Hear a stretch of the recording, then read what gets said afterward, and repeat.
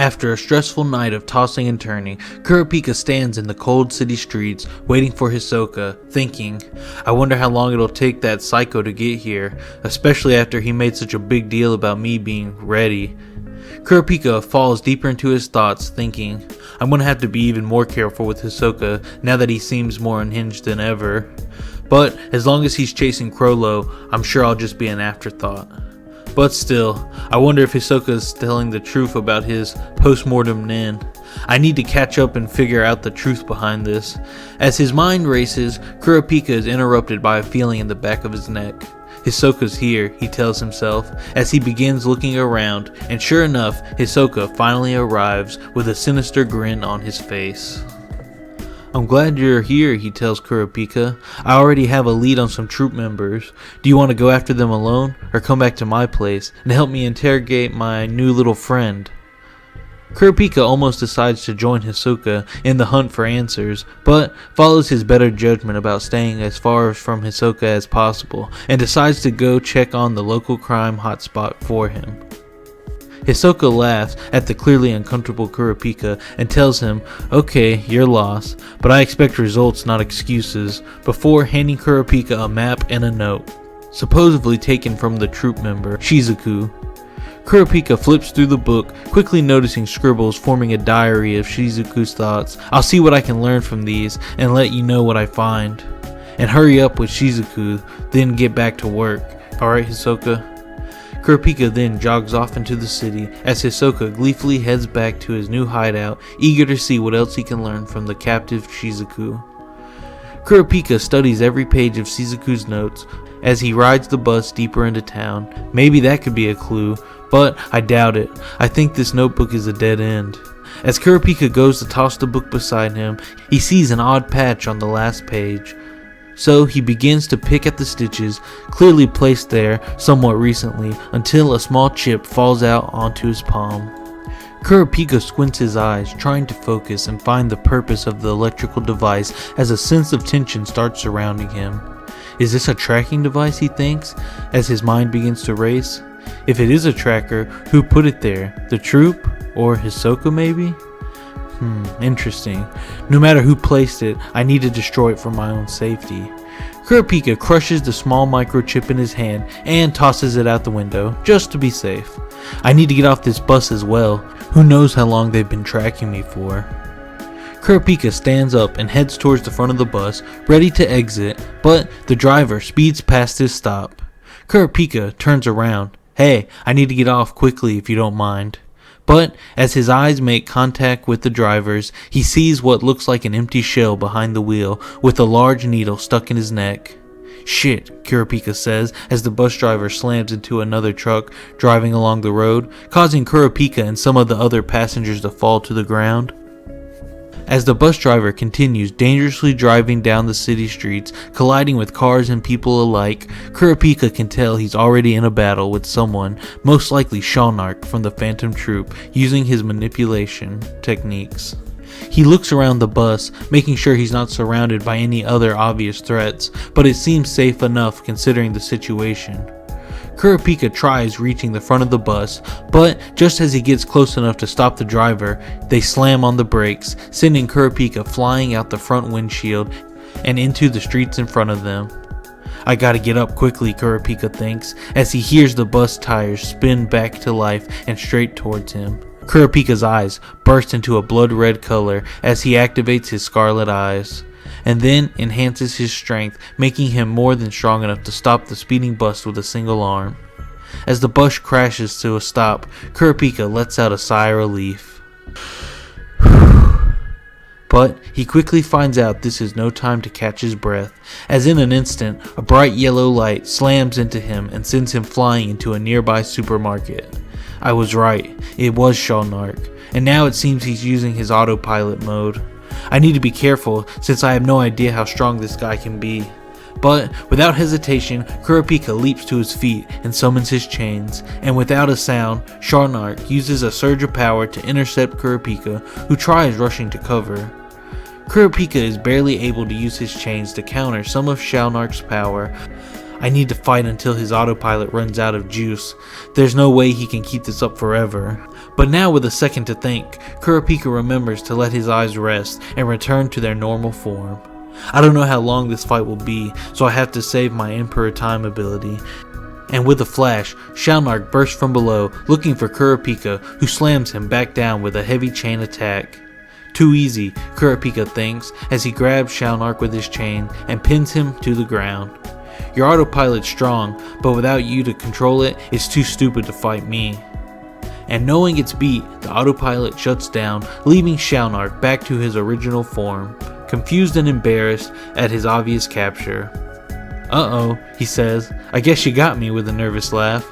Kurapika tells him to be quiet and then asks, "Do you give up, or do I have to hurt you some more?" Shalnark assures Kurapika, "Well, as long as I'm stuck in these chains, I don't think I can fight. But if you want me to answer some of your questions, how about you answer some of mine first?" Kurapika agrees, hoping it'll speed things along, saying, "Sure, I'll answer one of your questions." "Nice," Shalnark says with a smile. "Okay, are you working with Hisoka?" Kurapika thinks for a second. "Well, no point in lying. Yes, I am. Now, you answer my question. Where is Chrollo hiding?" Let me think about it," Shalnark says in a childish, almost mocking tone. Damn it, Kurapika thinks. This guy's trying to be funny. Okay, let's see if he thinks my judgment's chain is funny. So, as Kurapika readies his chains, a bullet hits his arm and forces him to accidentally release Shalnark. Kurapika looks over and sees Kurapika with a pistol shooting at Kurapika from cover. With his free arm, Kurapika quickly conjures a large riot shield to protect him from Kurapika's barrage of bullets. But again, a newly free Shalnark bursts from the shadows and attacks Kurapika with a long knife, slashing and stabbing wildly towards his foe. Again, Kurapika conjures a weapon, this time his two Boken-style swords, as he goes blade to blade with Shalnark. Both are surprised at how well the other is at hand-to-hand combat, complimenting each other in their heads as the fight continues. But again, Kurapika interrupts, unloading half his clip trying to finish off Kurapika, who barely avoids the shots and stops Kurapika with a well-placed Boken sword tossed across the room. But this distraction allows Shalnark to retrieve his needle from the bus driver and place it on a new victim, who then burst into the fight, landing a few powerful hits on Kurapika, thanks to Shalnark personally controlling it. Kurapika uses gallery fake on his gun and tosses a copy to Shalnark's new puppet. Kurapika quickly escapes into cover as both enemies blast away countless bullets towards Kurapika, who barely makes it into the next room, where he checks his body, feeling at least 3 bullet wounds as he tries healing himself with his chains. "I can't keep fighting like this or I'm done for," he thinks as he gets back to his feet and conjures a replacement for his lost Boken sword. Okay, first things first, I need to take out Kurapika since he's the weakest. But as Kurapika continues to think up his plan, a smoke bomb is tossed into his room as Shalnark's puppet again blitzes his way towards Kurapika, who tries battering it with his Boken swords. But despite doing a lot of damage, the puppet continues relentlessly towards him, even punching him through the wall back towards the street. Kurapika rolls to his feet and wastes no time trying to find Kurapika as Shalnark chases after him. Kurapika sees Kurapika's focused on him and panics as he runs aimlessly for safety until they are both backed into a dead-end alley. Kurapika tries fighting back against Kurapika, but is far outclassed as he specializes in the thief side of the Phantom Troupe, not the battling side. But, lucky for him, Shalnark and his puppet arrive just in time to help his partner and help surround Kurapika. Kurapika finally speaks up saying, "You're finally going to pay for what you did to Pokunada and Uvagen, and we've already told Franklin to get Shizuku back from Hisoka and Maki to tell Chrollo we found you two. Now that the spiders got you in our sights, you're as good as dead." Kurapika laughs, saying, "It's sad that you guys keep coming to fight me, just for your friends to have to come and find your bodies after." Kurapika uses his Boken sword as a lightning rod and transmutes an electric current around him, stunning Kurapika, Shalnark, and his puppet. Kurapika then grabs one of Kurapika's pistols and quickly finishes his 3 attackers off one by one, and then falls down from near exhaustion. Kurapika struggles to catch his breath as he stumbles to the street in search of a ride to his apartment. Even if I can't check out the spot Hisoka told me about, I think killing 2 troop members is enough for today. Kurapika jumps into a taxi and heads off, promising extra money for a no questions asked ride from the driver, who of course agrees and goes where he is told. As Kurapika sits thinking about what could be next in this crazy week, when he gets a call from Killua. Kurapika quickly answers with a cheerful voice, trying hard to hide the pain from his injuries, but Killua can instantly tell and ask, "Hey, you're not too hurt, are you?" Kurapika laughs, just saying I'll live, but more importantly, I'm guessing you got my message? Killua sighs, yeah, I don't know how Kaluto got tangled up with them, but I'm glad you let me know, especially considering your history with the spider. Don't worry, Killua says, I'm already on my way over now. I should be there in at most 3 days. Just try and keep Hisoka away from Kaluto until I can get there. But I understand if that's not your problem. Killua asks Kurapika, who replies, I promise to do everything I can to keep your sister safe, Killua. Don't worry. But look, I gotta go soon, so I'll talk to you later when I find out more.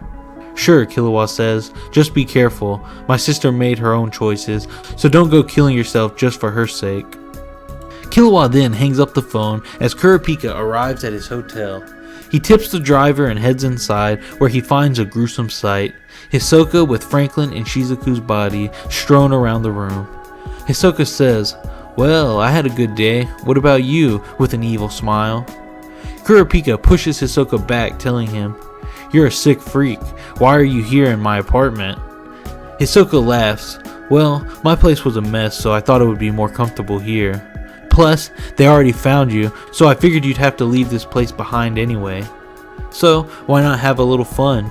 Kurapika washes his hands and face in the bathroom as he tells Hisoka, well, I ran into Shaunark and Kuratopi, so I took them out. So I guess that leaves what, 5 or 6 more? And I know at least half of them dead. Hisoka smiles. Yes, all we have is Finks, Machi, Nobunaga, Phaeton, Krollo himself, and that new Zoldyck child. As Hisoka mentions Kaluto, Kurapika notices he still has Kuratopi's gun in his pocket. His hand slowly slides down as Hisoka rambles on. Kurapika thinks, should I try taking him out right now? As Kurapika goes back and forth in his head on what to do about Hisoka, he finally notices it's quiet. Hisoka stopped talking. Did he see me grab my gun? Kurapika looks behind him and sees Hisoka is gone. Thank goodness he's gone, Kurapika thinks, as his nerves finally settled down. Kurapika then quickly gathers his belongings and leaves the obvious crime scene behind as he looks for a new temporary home, telling himself, this is almost over. Just a little more and I can finally put this all behind me. So that's it for today. I hope you enjoyed it, and if you did, as always, remember to like, comment, or subscribe to help the channel reach 1,000 subs so I can get monetized and get a more consistent schedule for you guys. But again, that's it for now. So have a great day, and I'll talk to you all next time.